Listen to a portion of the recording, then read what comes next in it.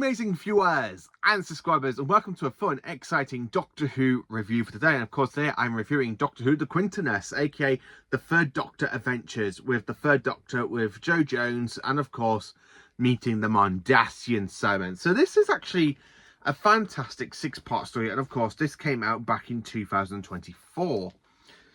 This set is absolutely a banger of a set. So you got the Third Doctor with the Mondasian Cybermen. Now, Big Finish have done so many great stories with the Cybermen. Half of my favourite stories from Big Finish are Cybermen ones. For my all-time favourite Big Finish story is basically Hour of the Cybermen, which is basically the 6th Doctor working with UNIT, and of course coming across the Cybermen left over in the series from the Invasion, which is another great audio. Tim Chalor just carries on giving us great performances as the Third Doctor, and his performances in his voice really echoes John Pertwee to me, and I can really imagine this being a John Pertwee story. Now, this is set way after Jo departed the TARDIS to go and get married to Cliff at the end of the Green Deaths, and for the Third Doctor's timeline, this kind of takes place in between seasons 10 and 11, I think, because I know there's one with called The Return of Jo Jones, which I haven't got, but it is on the list for me to get soon. So I will probably listen to that one and then come back to this one, because I think this is like a continuation from The Return of Jo Jones.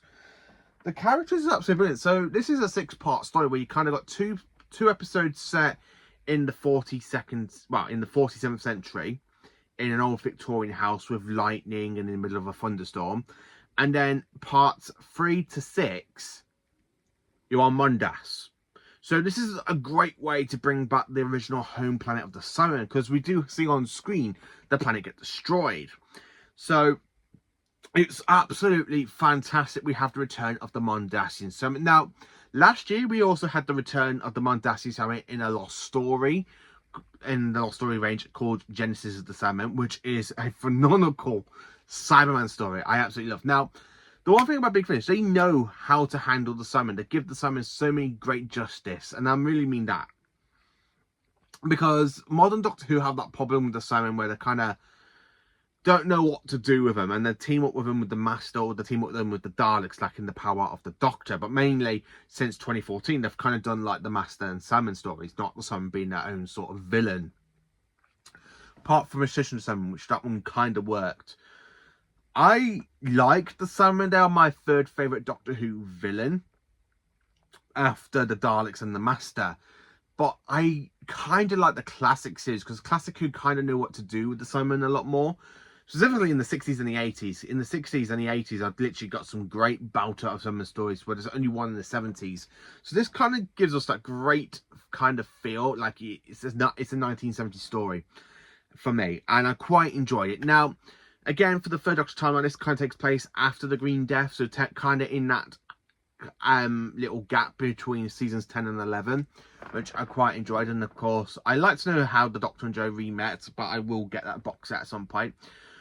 So when the TARDIS materialises at this old Victorian house in the 47th century with lightning, I can really imagine in my head like the bolts of lightning and the rain and the storm.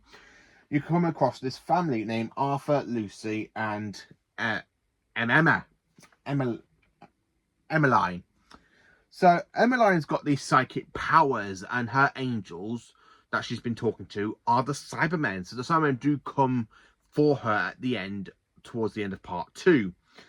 Like the cliffhanger to part 1, where basically you hear that Cyberman voice, like you're like that. You have this great cyber voice for the Mondasian, aka the 10th planet, and the tomb of, like that. You kind of have that great iconic Cyberman voice beaming through, and the Doctor goes, Cybermen. I don't know how he does it, but Tim Chalor really captures the way he says the Cybermen, because I can really imagine John Pertwee saying it. And that's the one thing I love about it, because there's a line where he literally goes, Cybermen, at the end of part 1, and I can really imagine John Pertwee saying that. It's like Planet of the Daleks, where you got the Doctor spraying the invisible spray over the Dalek, and he goes, Daleks! And it kind of feels that kind of emergence to me, and I really love that as well. I also love the callback to the Silence of Logic, again, because that is when Jo first encountered the Cybermen. as the Doctor says, but she doesn't understand why there's two different versions. Like, when she encounters Simon 8, she remembers them being more mentanic and more metal. And the Doctor goes, that's the Simon from a later point in that time stream, Joe. These are the early versions of the Simon. So, I like how basically when the Simon do come through, they end up killing Arthur's wife, Lucy, and then they kind of take their daughter through the portal to Mondas. And the Doctor and Joe do follow them because Arthur runs after them, trying to rescue his daughter. And the Doctor does try and go after her in the TARDIS, but the TARDIS ends up taking him 6 years later, where his daughter, Emmeline, is basically the cyber planner. So this is kind of an evolution for the cyber planner. Now, the cyber planner made their debut back in 1968 in the Invasion. And of course, they made a return in, basically, as you all know, The Nightmare in Silver with Matt Smith. So it's kind of nice. This is the beginning of the cyber planner. The Cybermen need a cyber planner. They use a little girl who's got imagination and they kind of convert her.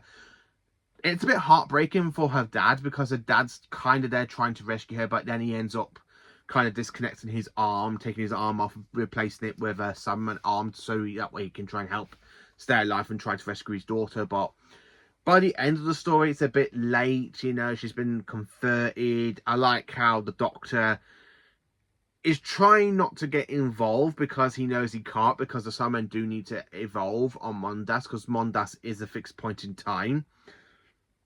As we all know as Doctor Who fans, Mondas is a fixed point in time, as it has stated in Attack of the Cybermen. It needs to be destroyed in 1986. So this is a great story. It really is. And it really plays with the Doctor as well, because I quite enjoyed the third Doctor in this audio. I don't know what it is about Chimtalor's voice, but there's so many lines in here I really can imagine John Pertwee saying. And it's phenomenal. Just pure phenomenal. Absolutely a blast. And it really is absolutely fantastic. The story itself, it's not one I think I'll go back and listen to in a hurry. I think I need to be in a mood for a really good Cyberman story. But the problem is, there's so many Cyberman stories out there from Big Finish. I haven't heard all of them, but there are so many I do quite enjoy, like Tyrants of Logic, the Sword of Ryan, which is my favourite Cyberman story for the 8th Doctor. You've got Hour of the Cyberman, which is my favourite story with the 6th Doctor of the Cyberman. It's actually my favourite Cyberman story from Big Finish, where TV-wise, it's basically, yeah, you kind of see that in another video at some point, where I talk about my 10 favourite Cyberman stories from TV Big Finish. But I absolutely love the Quintessence. It's just such a fantastic set. It really is.